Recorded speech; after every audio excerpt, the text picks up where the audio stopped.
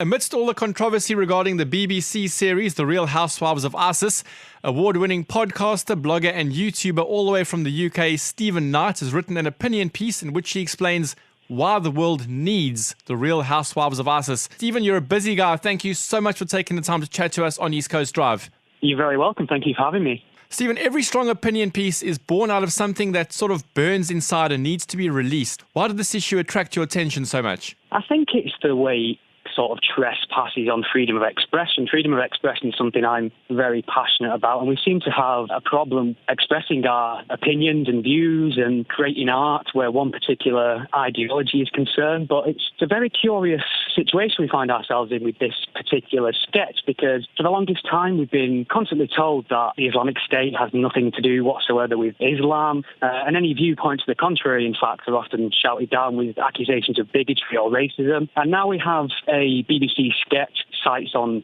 the Islamic State, namely beheadings, suicide bombings, jihadi brides, and now we're told this is somehow an attack on Muslims or Islam in general, which seems a very, very strange and confused message to be sending people. And your opinion piece is titled Why We Need the Real Housewives of ISIS. To those who are against it, tell us why we need it. Well, we need it because absurdities need to be ridiculed and mocked. Britain has a great tradition of making light of very horrific situations, such as Nazi Germany, such as various other conflicts. We've had, years of Blackadder, Low, the life of Brian, and I think what this does is it shines a light on ISIS and the absurdity, and they're treated with the same scorn and ridicule as any other extremist organisation, and that creates a counter-narrative, that creates a different discussion. And in terms of jihadi brides, one of the things that allures these women to travelling out to Syria and Iraq by some, charismatic jihadi preacher is this idea of religious duty. It's almost a romanticised notion, and there's no alternative counter-narrative in the mainstream news. So the first introduction they're getting to the idea of jihadi brides might well be some jihadi recruiter. Whereas if we create a counter-narrative and mock it for what it is, I'd rather these young girls be introduced to the concept of jihadi matrimony via a BBC comedy sketch show rather than some charismatic recruiter. And why do you think the world sort of tiptoes around humour when it comes to Islam?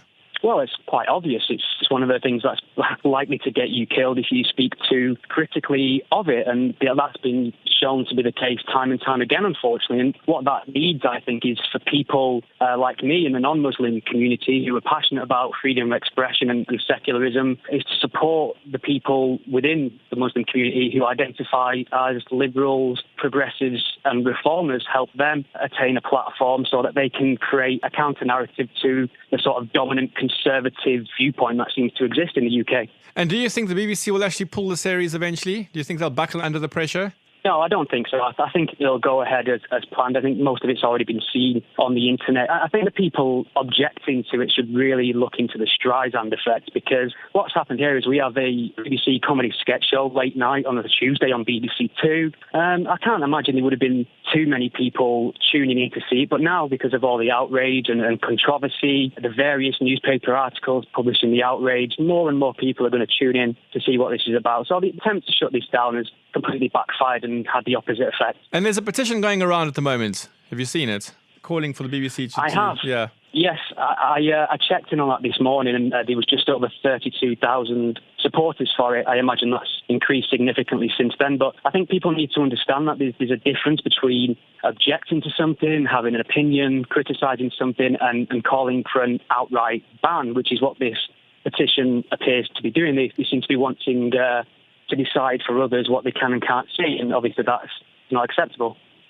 Stephen Knight, award-winning podcaster, blogger and YouTuber all the way from the UK. Thank you once again for your time. Tell us quickly, where can we find you online and where can we follow you? If you head over to gspellchecker.com, you can read my blog and find my podcast, and I'm on Twitter at gspellchecker. East Coast Drive with Fat Joe.